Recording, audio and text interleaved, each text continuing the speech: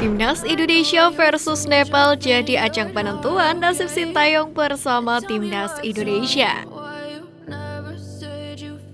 Nasib Sintayong bersama Timnas Indonesia sepertinya akan ditentukan dalam laga penentuan melawan Nepal di kualifikasi Piala Asia 2023. Jika gagal membawa Timnas Indonesia tampil ke putaran final Piala Asia 2023, kemungkinan besar Sintayong akan di-downgrade ke Timnas U19 yang akan tampil di Piala Dunia U20 2023. Kualifikasi Piala Asia 2023 sendiri adalah posisi tawar bagi Sintayong terhadap tekanan federasi, di mana dalam hal ini Ketua Umum Muhammad Iryawan dan 12 anggota Komite Eksekutif PSSI.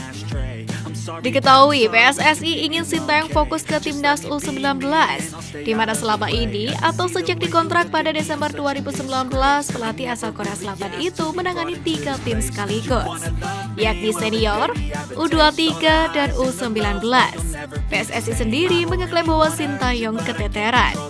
Ditambah lagi belum ada prestasi yang diraih oleh Sintayong selama 2 tahun lebih pengabdiannya di Indonesia, di mana ia hanya mempersembahkan gelar runner-up Piala AFF 2020 dan medali perunggu SEA Games 2021.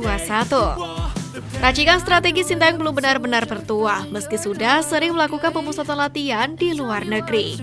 Untuk itu PSSI khawatir dengan pelatih 3 kategori usia malah berujung tidak memenuhi target di Piala Dunia U20 2023. Piala Dunia U20 2023 sendiri dianggap vital karena Indonesia bertindak sebagai tuan rumah. Oleh sebab itu, pemerintah turut membiayai ongkos latihan tim ini. Harapan pemerintah, Timnas U20 membuahkan prestasi. PSSI sebagai pihak yang mendapatkan kucuran dana dari pemerintah tidak ingin mengecewakan.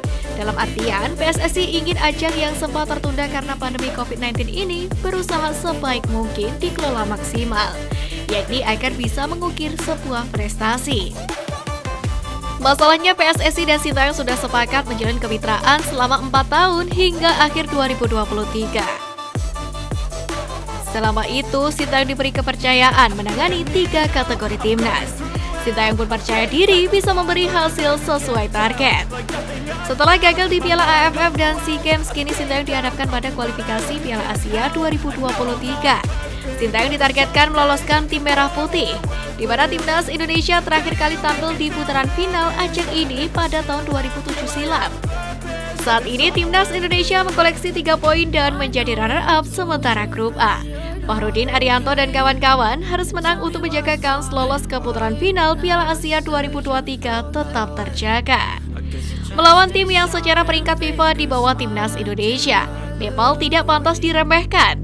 Hasil imbang dalam laga uji coba melawan Bangladesh bisa menjadi tolak ukurnya. Nepal adalah tim penghuni peringkat ke-168, sedangkan Indonesia di urutan ke-159. Dari 2 pertandingan kualifikasi Piala Asia 2023 melawan Yordania dan Kuwait, Nepal tidak pernah menang. Tim asuhan Abdullah Al-Mutairi ini pun tipis peluangnya untuk lolos. Namun situasi ini bisa membuat Nepal tampil lepas tanpa beban.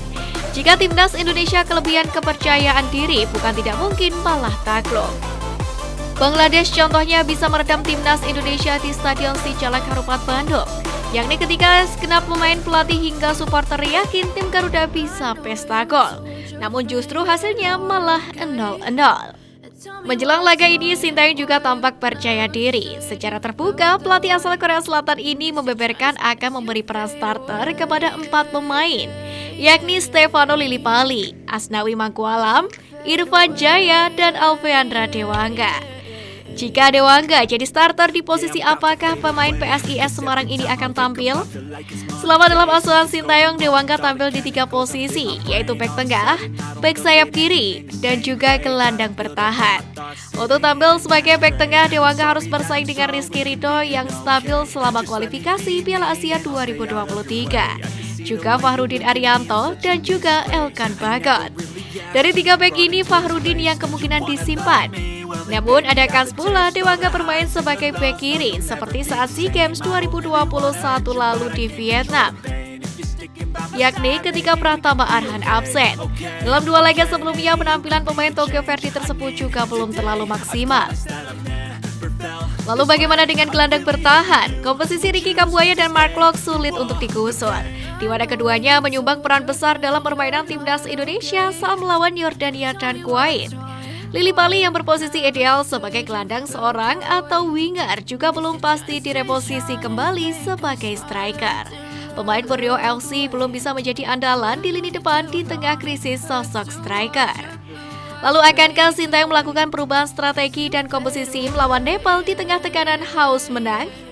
Pelatih 52 tahun ini kiranya sudah menyiapkan jawaban atas desakan PSSI lewat penampilan melawan Nepal.